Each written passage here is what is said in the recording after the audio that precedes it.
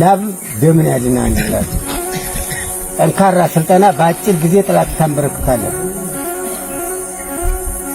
ለሀገሪቱ ተረካቢ እናንተ ናችሁ። ግንባር ቀዳሚዎቹ ኮማንዶ ነው። የአማራ ሕዝብ ደግሞ የቁርጥ ቀን ልጆች ናቸው።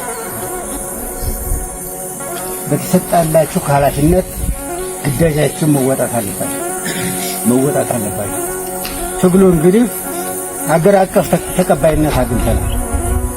የኢትዮጵያ ሕዝብ ሁሉ የደቡብ ሳይቀር በየትኛውም አቅጣጫ ካኖ ግፋ ካኖ ቀጠሉ መንግስት ይታያል።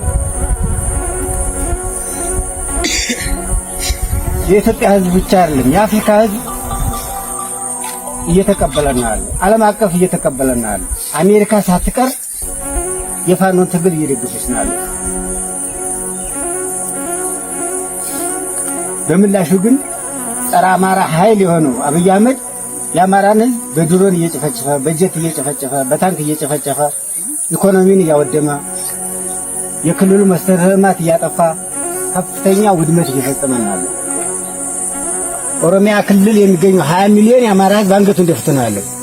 ግንባር ቀደም ደርሳችሁ መፍጠን ያለባችሁ በራሪ ኃይል እናንተ ናችሁ። በአጭር ጊዜ ለምረቃው ጊዜ እንነጋገራለን። ይህን ጸረ አማራ በአጭር ጊዜ ማስተንፈስ አለብን። አገር አጥፊ ነው፣ አገር አፍራሽ ነው። በነገራችን ላይ የኦሮሚያ ወጣትን ባዶ እያስቀረው ነው ያለው። በውትድርና ትንታኔ 100,000 የኦሮሞ ወጣት ረግፎ ቀርቷል። አማራ ክልል መሬት ነው የጠፋው የወደመው።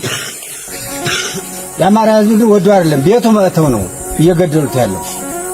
ላለመሞት ራስን ለመከላከል ነው እየሰራ ያለው። ስለዚህ በአጭር ጊዜ እናንተ ስልጠናው እንግዲህ ከዛሬ ጀምሮ ጆሴም ነግሯቸዋል፣ ሙሴም ነግሯቸዋል።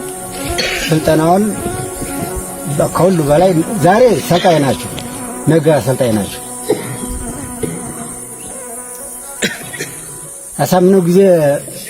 አሳምነው አንድ ጀግና ነበረ። ሚሊዮን ጀግና ተፈጥሯል።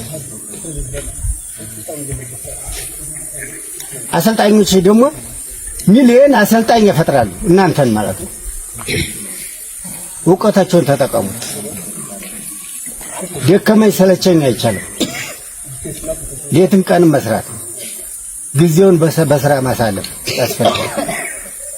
አቀበቱም ቁልቁለቱም በጥንካሬ በጽናት ማለፍ አለባችሁ።